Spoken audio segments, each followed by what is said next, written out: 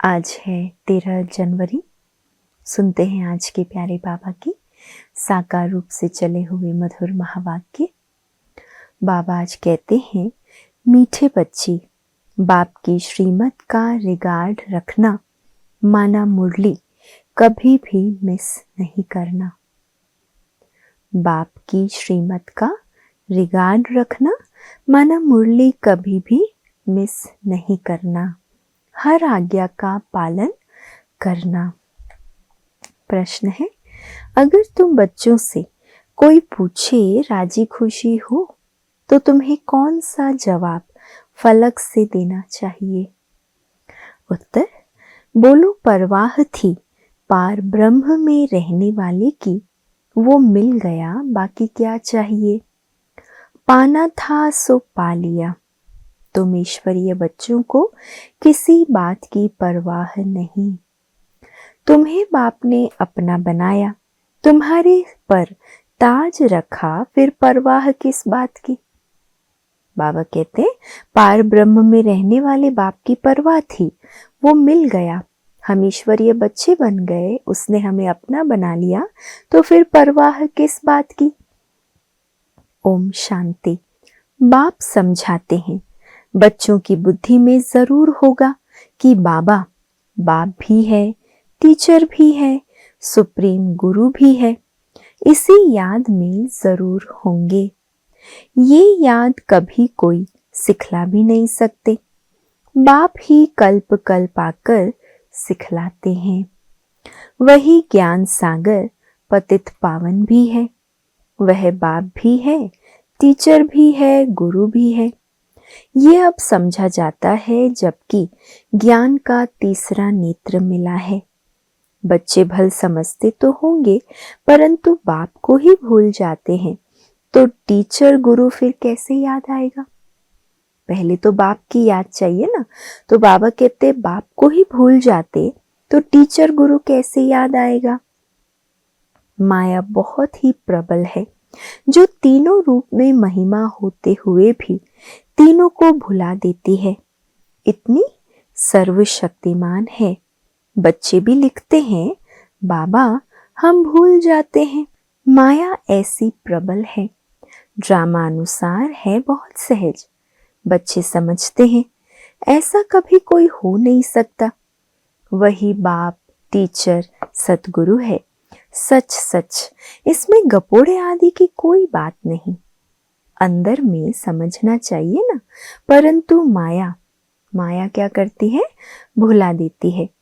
कहते हैं हम हार खा लेते हैं तो कदम कदम में पदम कैसे होंगे।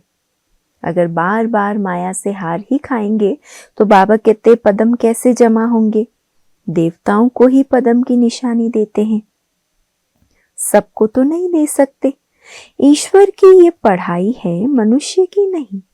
मनुष्य की ये पढ़ाई कभी हो नहीं सकती। भल देवताओं की महिमा की जाती है, परंतु फिर भी ऊंचते ऊंच एक बाप है। बाकी उनकी बड़ाई आदि क्या है? आज गदाई कल राजाई।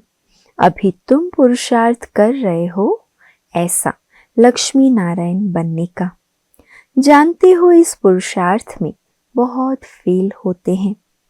पढ़ते फिर भी इतने हैं जितने कल्प पहले पास हुए थे।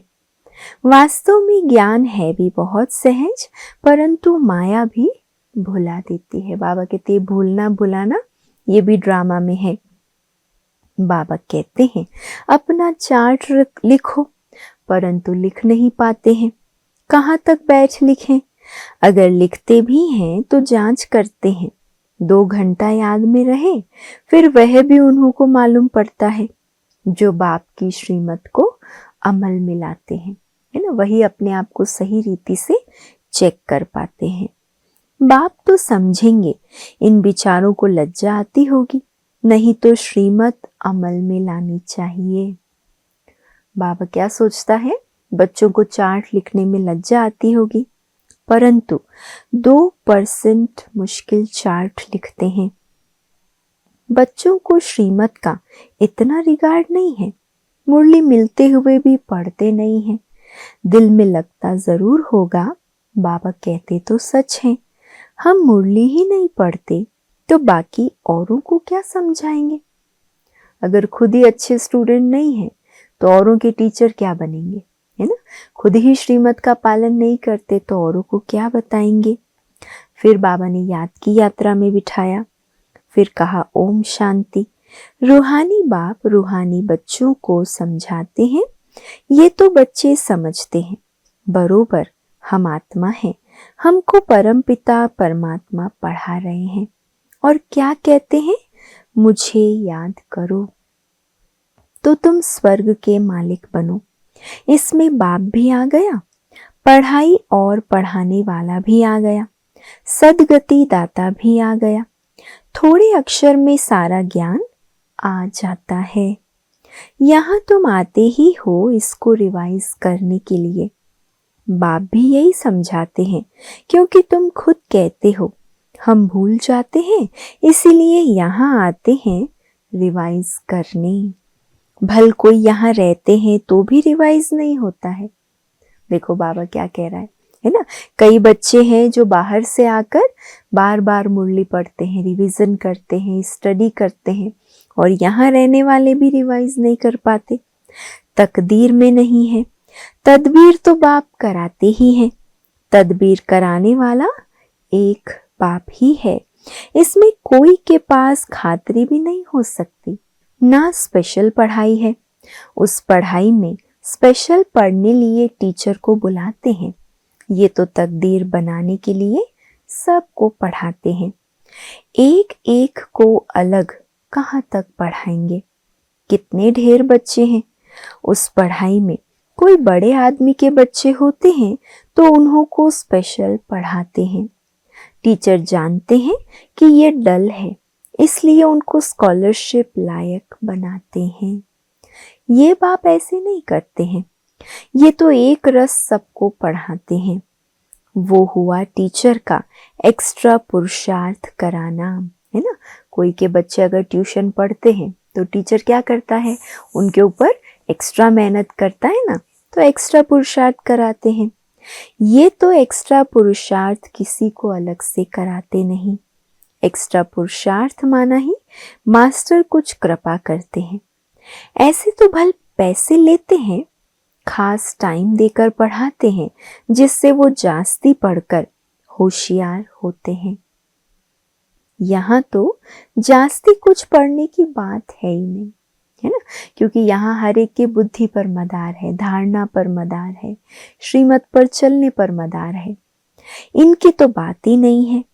एक ही महामंत्र देते हैं, मन मना भव। याद से क्या होता है ये तो समझते हो। बाप ही पतित पावन है, जानते हो उनको याद करने से ही पावन बनेंगे। अब तुम बच्चों को ज्ञान है, जितना याद करेंगे उतना पावन बनेंगे। कम याद करेंगे तो कम पावन बनेंगे। ये तुम बच्चों के पुरुषार्थ पर है। बाबा ने हम बच्चों को विधि बता दी है, जितनी याद उतना पावन बनेंगे। बेहद के बाप को याद करने से हमको ये लक्ष्मी नारायण बनना है। उन्हों की महिमा तो हर एक जानते हैं। कहते भी हैं आप पुण्य आत्मा हो, हम पाप आत्मा हैं। ढेर मंदिर बने हुए हैं, वहां सब क्या करने जाते हैं। दर्शन से फायदा तो कुछ भी नहीं है। एक दो को देख चले जाते हैं, बस दर्शन करने जाते हैं। फलाना यात्रा पर जाता है, हम भी जाएं, इससे क्या होगा, कुछ भी नहीं। तुम बच्चों ने भी यात्राएं की है। जैसे और त्योहार मनाते हैं वैसे यात्रा भी एक त्योहार समझते हैं। अभी तुम याद की यात्रा भी एक त्योहार समझते हो। तुम याद की यात्रा में रहते हो। अक्षर ही एक है। कौन सा अक्षर बाबा ने बताया, मन मना भव। ये तुम्हारी यात्रा अनादि है। वो भी कहते हैं वो यात्रा हम अनादि करते आए, परंतु तुम अभी ज्ञान सहित कहते हो हम कल्प कल्प ये यात्रा करते हैं। तो हर दिन हमारी उत्सव भरी यात्रा है, याद में रहना ही जैसे उत्सव है। बाप ही आकर ये यात्रा सिखलाते हैं, वह चारों धाम जन्म बाई जन्म यात्रा करते हैं। ये तो बेहद का बाप कहते हैं, मुझे याद करो तो तुम पावन बन जाएंगे। है ना, मुख्य बात ही क्या है, याद में रहना। ऐसे तो और कोई कभी नहीं कहते कि यात्रा से तुम पावन बनेंगे। मनुष्य यात्रा पर जाते हैं तो वह उस समय पावन रहते हैं। आजकल तो वहां भी गंद लगा पड़ा है, पावन नहीं रहते। इस रूहानी यात्रा का तो किसी को पता नहीं है। तुमको अभी बाप ने बताया है, ये याद की यात्रा है सच्ची। वह यात्रा का चक्र लगाने जाते हैं, फिर भी वैसे का वैसा बन जाते हैं। 4 धाम करके भी आते हैं तो भी रहते तो वैसे ही हैं, चक्र लगाते रहते हैं। जैसे वास्को डी गामा ने सृष्टि का चक्र लगाया, ये भी चक्र लगाते हैं ना। गीत भी है ना, चारों तरफ लगाए फेरे, फिर भी हरदम दूर रहे। भक्ति मार्ग में तो कोई मिला नहीं सकते, भगवान कोई को मिला नहीं, भगवान से दूर ही रहे। फेरे लगाकर फिर भी घर में आकर 5 विकारों में फंसते हैं। वो सब यात्राएं हैं झूठी। अभी तुम बच्चे जानते हो, ये है पुरुषोत्तम संगम युग, जबकि बाप आए हैं। एक दिन सब जान जाएंगे कि बाप आया हुआ है। भगवान आखिरी मिलेगा, लेकिन कैसे, ये तो कोई भी जानते नहीं। ये तो मीठे मीठे बच्चे जानते हैं कि हम श्रीमत पर इस भारत को फिर से स्वर्ग बना रहे हैं। भारत का ही तुम नाम लेंगे, उस समय और कोई धर्म होता नहीं, सारी विश्व पवित्र बन जाती है। अभी तो ढेर धर्म है। बाप आकर तुमको सारी झाड़ का नॉलेज सुनाते हैं, तुमको स्मृति दिलाते हैं। तुम सो देवता थे, फिर सो क्षत्रिय, सो वैश्य, सो शूद्र बने। अभी तुम सो ब्राह्मण बने हो। ये हम सो का अर्थ बाप कितना सहज बतलाते हैं। ओम अर्थात मैं आत्मा, फिर हम आत्मा ऐसे चक्र लगाती हैं। वह तो कह देते हैं हम आत्मा सो परमात्मा, परमात्मा सो हम आत्मा।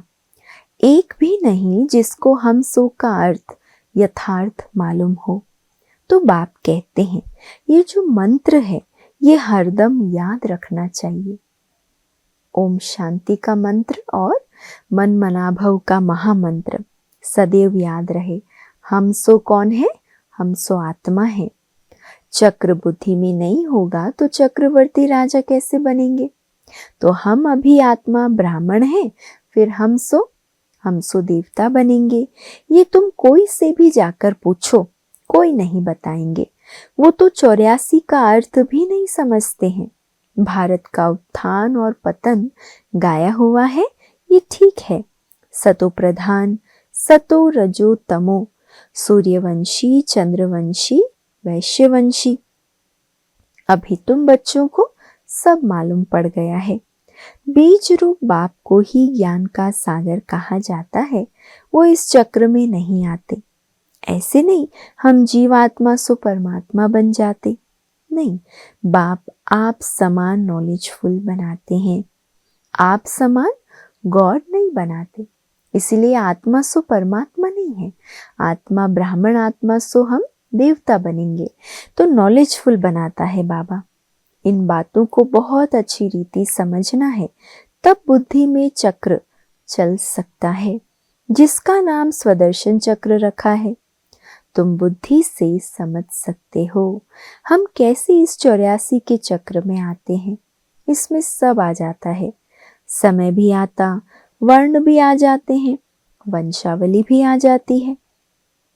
अब तुम बच्चों की बुद्धि में ये सारा ज्ञान होना चाहिए। नॉलेज से ही ऊंच पद मिलता है। नॉलेज होगी तो औरों को भी देंगे। यहाँ तुमसे कोई पेपर आदि नहीं भराए जाते। उन स्कूलों में जब इम्तिहान होता है, बाहर स्कूलों में, तो पेपर्स विलायत से आते हैं। जो विलायत में पढ़ते होंगे उन्हों की तो वहां ही रिजल्ट निकालते होंगे। उनमें भी कोई बड़ा एजुकेशन अथॉरिटी होगा तो जांच करते होंगे पेपर्स की। तुम्हारे पेपर्स की जांच कौन करेंगे? कौन करेगा? तुम खुद ही करेंगे। अर्थात पेपर की खुद ही खुद जांच करना, अर्थात खुद को जो चाहो सो बनाओ। पुरुषार्थ से जो चाहे सो पद बाप से ले लो। प्रदर्शनी आदि में बच्चे पूछते हैं ना, क्या बनेंगे? देवता बनेंगे, बैरिस्टर बनेंगे, क्या बनेंगे? जितना बाप को याद करेंगे, सर्विस करेंगे, उतना फल मिलेगा। जो अच्छी रीति बाप को याद करते हैं वे समझते हैं हमको सर्विस भी करनी है, प्रजा बनानी है ना। ये राजधानी स्थापन हो रही है तो उसमें सब चाहिए। वहां वजीर नहीं होते, वजीर की दरकार उनको रहती है जिनको अकल कम होता है। तुमको वहां राय की दरकार नहीं रहती। बाबा के पास राय लेने आते हैं, स्थूल बातों की राय लेते हैं। बच्चे साकार में भी बाबा के पास आते थे राय लेने, तो बाबा कहते स्थूल बातों की राय लेने आते हैं। पैसे का क्या करें, धंधा कैसे करें? बाबा कहते हैं ये दुनियावी बातें बाप के पास नहीं लेकर आओ। हाँ, कहाँ दिल शिकस्त ना बन जाए तो कुछ न कुछ आथत देकर बता देते हैं। ये कोई मेरा धंधा नहीं है। तुम्हारे पैसे कारोबार के बारे में बताना भगवान का धंधा नहीं, मेरा तो ईश्वरीय धंधा है तुमको रास्ता बताने का। तुम विश्व का मालिक कैसे बनो? तुमको मिली है श्रीमत, बाकी सब है आसुरी मत। सतयुग में कहेंगे श्रीमत, कलयुग में है आसुरी मत। वो है ही सुखधाम। वहां ऐसे भी नहीं कहेंगे कि राजी खुशी हो, तबीयत ठीक है। ये अक्षर वहां नहीं होते। यहाँ पूछा जाता है कोई तकलीफ तो नहीं है, राजी खुशी हो, इसमें भी बहुत बातें आ जाती है। वहां दुख है ही नहीं जो पूछा जाए। यह है ही दुख की दुनिया, है ना। इसलिए यहाँ पूछा जाता है खुश राजी हो। सतयुग में ये सब नहीं पूछा जाता। वास्तव में तुमसे कोई पूछ नहीं सकता। भले हम इसी दुनिया में हैं, लेकिन बाबा कहते ये बातें तुमसे नहीं पूछ सकते, क्योंकि तुम तो सदैव राजी खुशी हो। भल माया गिराने वाली है तो भी पाप मिला है ना। तुम कहेंगे तुम क्या खुश खैराफत पूछते हो? हम ईश्वर के बच्चे हैं, हमसे क्या खुश खैराफत पूछते हो? परवाह थी पार ब्रह्म में रहने वाले बाप की, वो मिल गया, फिर किसकी परवाह है? ये हमेशा याद करना चाहिए कि हम किसके बच्चे हैं। कितनी नशे की बात है। बाबा कहते याद रखो किसके बच्चे हैं। ये भी बुद्धि में ज्ञान है। जब हम पावन बन जाएंगे तो फिर लड़ाई शुरू हो जाएगी। तो जब भी तुमसे कोई पूछे कि तुम राजी खुशी हो, तो बोलो हम तो सदैव राजी खुशी हैं। बीमार भी हो तो भी बाप की याद में हो। तुम स्वर्ग से भी जास्ती यहाँ खुश राजी हो। जबकि स्वर्ग की बादशाही देने वाला बाप मिला है, जो हमको इतना लायक बनाते हैं, तो हमको क्या परवाह रखी है? ईश्वर के बच्चों को क्या परवाह है? वहां देवताओं को भी परवाह नहीं है। देवताओं के ऊपर तो ईश्वर है। जब देवताओं को ही परवाह नहीं, तो ईश्वर के बच्चों को भला क्या परवाह है? देवताओं के ऊपर तो ईश्वर है ना, तो ईश्वर के बच्चों को क्या परवाह हो सकती है? बाबा हमको पढ़ाते हैं। बाबा हमारा टीचर सतगुरु है। बाबा हमारे ऊपर ताज रख रहे हैं, हम ताजधारी बन रहे हैं।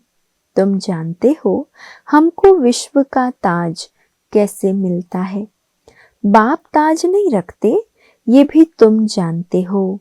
सतयुग में बाप अपना ताज अपने बच्चों पर रखते हैं, जिसको अंग्रेजी में कहते हैं क्राउन प्रिंस। यहाँ जब तक बाप का ताज बच्चे को मिले, तब तक बच्चे को उत्कंठा रहेगी, कहाँ बाप मरे तो ताज मेरे सिर पर आवे। आश होगी प्रिंस से महाराजा बनो। इस पुरानी दुनिया में ये आश रहेगी। वहां सतयुग में ऐसी बात नहीं होती। अपने समय पर कायदे अनुसार बाप बच्चों को ताज देकर फिर किनारा कर लेते हैं। वहां वानप्रस्थ की चर्चा नहीं होती कि वानप्रस्थ लेना है अभी, लेकिन ऑटोमेटिक माता पिता किनारे हो जाते हैं। बच्चों को महल आदि बनाकर देते हैं, आशाएं सब पूरी हो जाती है। तुम समझ सकते हो, सतयुग में सुख ही सुख है। प्रैक्टिकल में सब सुख तब पाएंगे जब वहां जाएंगे। वो तो तुम ही जानो कि स्वर्ग में क्या होगा। एक शरीर छोड़ फिर कहाँ जाएंगे, अभी तुम्हें प्रैक्टिकल में बाप पढ़ा रहे हैं। तुम जानते हो हम सच सच स्वर्ग में जाएंगे। वो तो कह देते हम स्वर्ग में जाते हैं, पता भी नहीं है कि स्वर्ग किसको कहा जाता है, लेकिन बड़े शौक से और उमंग से कहते हम स्वर्ग में जाएंगे। जन्म जन्मांतर ये अज्ञान की बातें सुनते आए, अभी बाप तुमको सत्य बातें सुनाते हैं। अच्छा, मीठे मीठे सिके लधे बच्चों प्रति माता पिता बाप दादा का याद प्यार और गुड मॉर्निंग।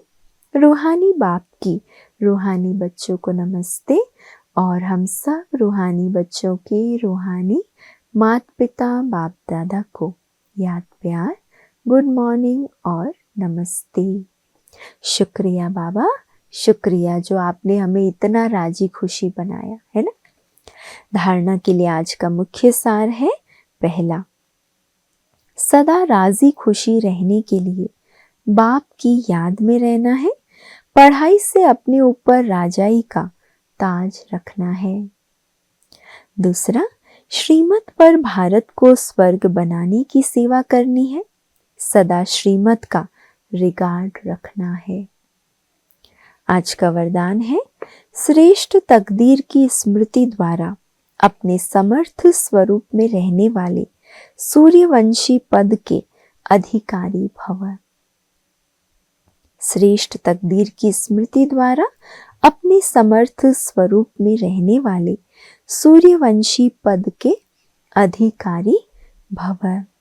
जो अपनी श्रेष्ठ तकदीर को सदा स्मृति में रखते हैं, वह समर्थ स्वरूप में रहते हैं। उन्हें सदा अपना अनादि असली स्वरूप स्मृति में रहता है। कभी नकली फेस वे धारण नहीं करते हैं। कई बार माया नकली गुण और कर्तव्य का स्वरूप बना देती है। किसको क्रोधी, किसको लोभी, किसको दुखी, किसको अशांत बना देती है।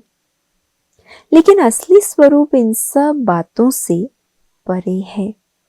जो बच्चे अपने असली स्वरूप में स्थित रहते हैं, वह सूर्यवंशी पद के अधिकारी बन जाते हैं। असली स्वरूप अर्थात आदि अनादि स्वरूप हमारा असली स्वरूप है।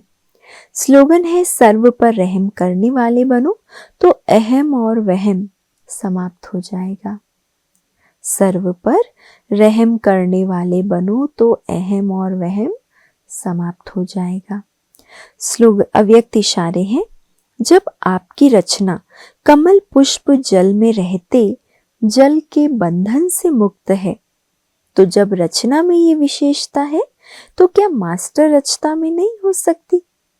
जब कभी बंधन में फंस जाओ तो अपने सामने कमल पुष्प का दृष्टांत रखो कि जब कमल पुष्प न्यारा प्यारा बन सकता है, तो क्या मास्टर सर्वशक्तिवान नहीं बन सकते।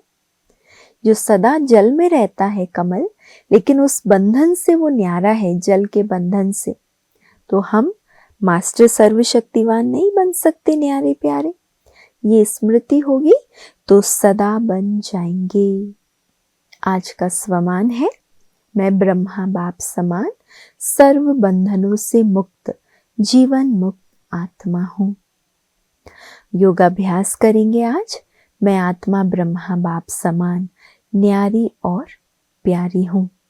कमल पुष्प के समान देह में रहते देह के बंधन से न्यारी।